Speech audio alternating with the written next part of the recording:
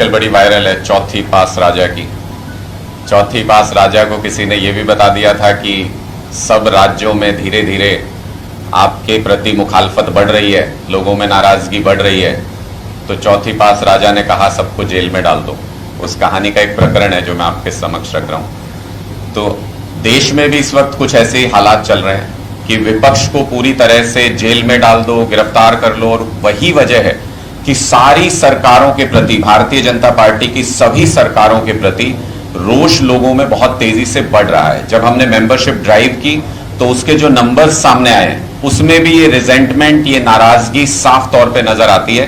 मैं कुछ आंकड़े आपके सामने रख रहा हूं जिससे आपको यह अंदाजा हो कि किस तरह की नाराजगी है। जब हमने मेंबरशिप ड्राइव के आंकड़े निकाल करके देखे तो सबसे पहले नंबर पे जो विधानसभा आई जहां हमारे सबसे ज्यादा सदस्य बने हैं वो माननीय मुख्यमंत्री मनोहर लाल खट्टर जी की विधानसभा, करनाल विधानसभा से सबसे ज्यादा सदस्य आम आदमी पार्टी के रजिस्टर हुए हैं। दूसरे नंबर पे वो मैं आपको मिल जाएगा, रिलीज में मिल जाएगा नंबर। दूसरे नंबर पे जो सबसे ज्यादा रजिस्ट्रेशन हुए वो डेप्यूटी सीएम, उप मुख्यमंत्री की कॉन्स्टिट्यूएंसी से उचाना से सबसे ज्यादा रजिस्ट्रेशन हुए हैं।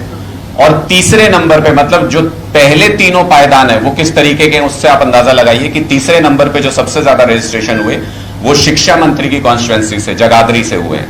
यानी जो आपके चेहरे हैं, सरकार के जो चेहरे हैं वो चेहरे लोगों को पसंद नहीं आ रहे, लोगों में उनके प्रति सबसे ज्यादा नाराजगी है और इसलिए उनके खिलाफ जो भी पार्टी संघर्ष करते हुए नजर आ रही है उनकी सदस्यता ग्रहण करने के लिए लोग उमड़ करके आ रहे हैं।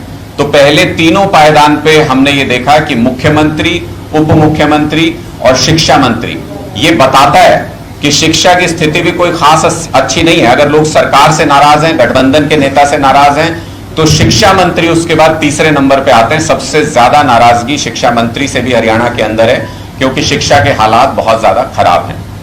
इसके अलावा अगर आप देखें तो जो अलग अलग इलाकों में जो हमारे सदस्य बने उससे आम आदमी पार्टी ने एक और होमवर्क किया, वो ये कि किस एरिया में हमारी स्ट्रेंथ बहुत ज्यादा है और किस एरिया में हमारी कुछ कमजोरी है, जहां पे हमारी स्ट्रेंथ थोड़ी कम है। तो इससे हमें आत्मनिरीक्षण करके उन इलाकों में काम करने का भी मौका मिलेगा। हम उस दिशा में भी काम करेंगे। इस जो ये नंबर्स हमारे पास आए हैं, जो आंकड़े आए हैं उसके आधार पे, और पार्टी को पूरे हरियाणा में एक एक विधानसभा में मजबूत करने का काम आने वाले दिनों में करेंगे। तो ये एक सक्सेसफुल ड्राइव रही। जब हम इसके बारे में शुरू में निर्णय ले रहे थे तो अशोक जी भी हैं, गुप्ता जी भी बैठे हैं, निर्मल जी भी बैठे हैं, हम ये डिस्कस कर रहे थे कि हमको अपना टारगेट क्या रखना चाहिए। तो हमको लग रहा था कि 5 लाख का टारगेट हमको रखना चाहिए क्योंकि हम एक शुरुआत कर रहे हैं। तो मेरे ख्याल से 5 लाख का टारगेट ठीक रहेगा। तो हमारी आपस में चर्चा हुई तो हमने कहा कि जब हम कोशिश कर रहे हैं तो हम एक महत्वाकांक्षी लक्ष्य रखते हैं, चाहे हम उसको हासिल कर पाए या नहीं कर पाए, लेकिन हम एक कोशिश जरूर करेंगे। हमने 10 लाख का लक्ष्य रखा था और मैं आज आपके सामने ये बताऊं कि हम में से ज्यादातर लोगों का ओपिनियन ये था कि शायद हम ये नंबर टच नहीं कर पाएंगे। बहुत महत्वाकांक्षी लक्ष्य है। मुझे बहुत खुशी है आज आपको ये बताते हुए कि हमने न सिर्फ उस लक्ष्य को पार किया बल्कि उससे लगभग 1,77,000 ज्यादा सदस्य हरियाणा में बने।